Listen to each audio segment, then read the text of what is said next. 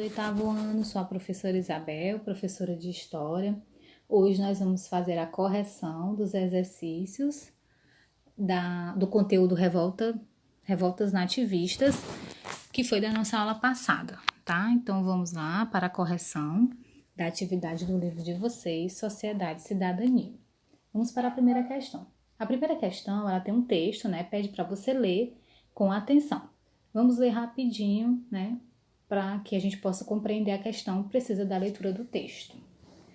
O movimento fora reflexo do contexto econômico, político e social difícil no qual viviam as capitanias do norte da América Portuguesa, com atividades voltadas para gêneros de baixa produtividade e comercialização, como as drogas do sertão, anil, canela, cravo, salsa-parilha, alecrim e outros mantimentos. A região tinha uma pequena circulação monetária, o que ocasionava uma intensa utilização da mão de obra gentil, já que os negros acabavam se tornando um produto caro para sua aquisição. E aí tem a letra A, né? O texto citado diz respeito a qual movimentos estudados, tá? Qual dos movimentos que nós estudamos? 1. Revolta de Beckman. 2. Guerra dos Mascates. 3. Guerra dos Emboabas. Ou 4. Revolta de Vila Rica. Quando ele fala aqui, gente, ó, de capitanias da região norte da América, né? É uma característica que a gente já pode se lembrar de uma das revoltas. Né? Quando ele fala também da questão da produtividade e comercialização das drogas do sertão, tá? É outra característica que a gente pode marcar para essa revolta específica. E quando ele fala da mão de obra que era utilizada de índios, tá? A gente está falando de revolta de Beckman. Então é sempre importante vocês fixarem alguns elementos, né? E esses elementos vocês lembrarem da revolta a partir desses elementos. Pode ser uma localização, pode ser uma característica de uma produção da época, né? Pode ser uma forma de trabalho também, como a gente fez agora, tá? A partir desses elementos, você vai associar aquela revolta específica, tá certo? Então, a resposta é a alternativa 1. Letra B. O texto explica o uso intenso da mão de obra indígena, né? Ó, mão de obra gentia é mão de obra indígena, tá? 1. Argumentando que na região a circulação monetária era pequena e por isso eram pagos menores salários aos índios, né? Aos indígenas que os negros. Gente, isso não é verdade, tá? Por quê? Não existia essa questão de pagamento de salário, né? Os índios eram escravizados, tá? 2. Afirmando que a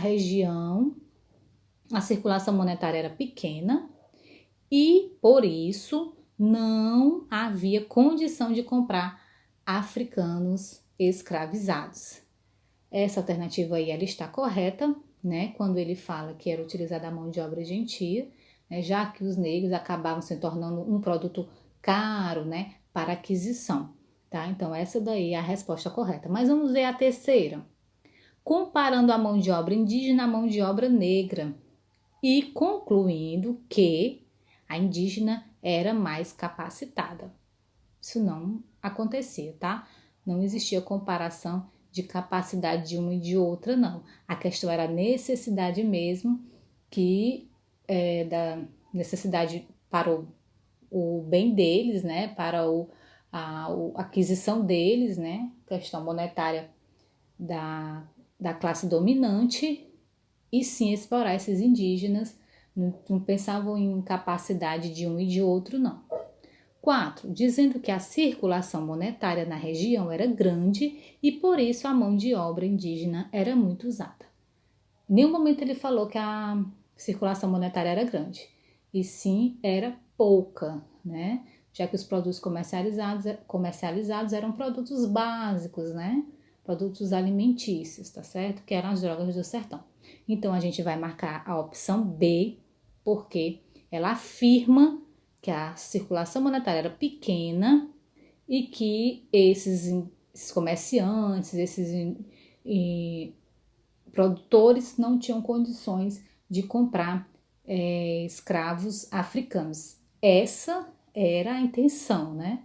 Mas não se havia condição para isso, por isso se utilizava da mão de obra de índios. Então, vamos para a próxima.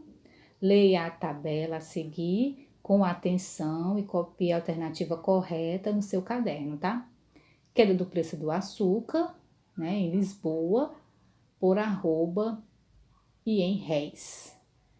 Aí aqui tá o ano, 1650, né? Preço, 3.800, 1.670, 2.400. Em 1680, 1.300, a gente vê uma queda bem significativa no preço do açúcar, tá certo? Então vamos lá, letra A. A tabela evidencia a queda do preço do açúcar brasileiro na Europa na segunda metade do século XVII, fato que motivou a invasão dos armazéns da Companhia do Comércio do Maranhão, né? E a gente vê aqui essa opção, que ela já está incorreta, porque ela vai falar de comércio do Maranhão, tá? Então, a gente já descarta essa opção aí. B. Na segunda metade do século XVII, a queda do preço do açúcar brasileiro na Europa foi o motivo de endividamentos, né, dos senhores de engenho de Olinda. A tabela confirma esse fato. Mais uma alternativa que não é correta, porque ela está falando aqui de senhores do engenho, né, de Recife. E não é correto. C. A tabela confirma o principal motivo da revolta dos emboabas, a queda do preço do açúcar brasileiro na Europa, na segunda metade do século XVII. Tá aqui, gente, a resposta correta é a opção C, quando fala de revolta dos emboabas. D. Na segunda metade do século XVII, a queda do preço do açúcar gerou insatisfação nos comerciantes recifienses. A tabela confirma esse fato. Gente, a tabela confirma o fato da revolta dos emboabas, tá? Então, é a letra C, tá? Vamos deixar bem claro que essa revolta foi realmente pela questão da queda do preço do açúcar. Então, gente, essa daqui foi a nossa correção, né, da nossa atividade, da nossa aula sobre as revoltas nativistas. Espero que vocês tenham feito as questões, estudados, né? Continue estudando, bons estudos e até a próxima aula.